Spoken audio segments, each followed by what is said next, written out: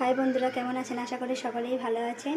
তো আজকে আমি বানিয়েছি একদম খুবই সহজ পদ্ধতিতে রসুন আর কাঁচা লঙ্কা দিয়ে পালং শাক, আলু আর মাংসের তরকারি। আপনারা তো অনেকভাবেই খেয়েছেন পালং শাকের তরকারি। একবার এইভাবে খেয়ে দেখুন, একবার খেলে বারবার খেতে ইচ্ছা করবে। তো চলুন তার জন্য কী কী নিতে হবে দেখে নিই। গ্যাস চালু করে কড়া বসিয়ে দিয়েছি। কড়া গরম হয়ে গেছে, এবার দিয়ে দেবো সর্ষের তেল 3 থেকে 4 চামচ মতো। একটা বড় সাইজের আলু এইভাবে কুচিয়ে নিয়েছি ছোটো ছোটো করে। এবার এটা ভেজে নেবো তেলে, হালকা লাল লাল করে ভাজবো।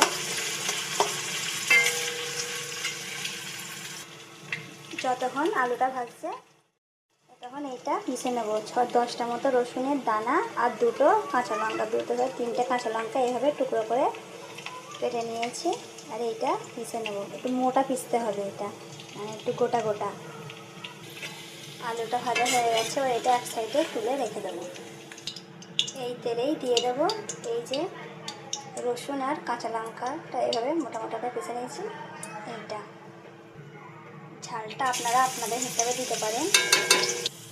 এবার 1 মিনিট এইভাবে তেলের সঙ্গে নাড়াচাড়া করে নেবো মিক্স করে। শুকনো লঙ্কার খালি সেন্ট হওয়ার জন্য খুব অল্প চিলি ফ্লেক্স নিয়েছি। আপনারা ঝালটা বেশি পছন্দ করেন তো আর একটু নিতে পারেন। হয়ে গেছে, এবার মাংসটা ঢেলে দেবো। মাংসটা আমি লবণ, হলুদ আর অল্প আদা রসুন দিয়ে সিদ্ধ করে নিয়েছিলাম। তারপর এটা ঢেলে দেবো। দিয়ে দেবো ছোটো চামচের 1 চামচ লবণ। ভালো করে কষিয়ে নেব। আর একটু ভালো টেস্টের জন্য বাড়িতে যদি এইভাবে হাতে করে ধনে গুঁড়িয়ে রাখেন, একদম মোটা মোটা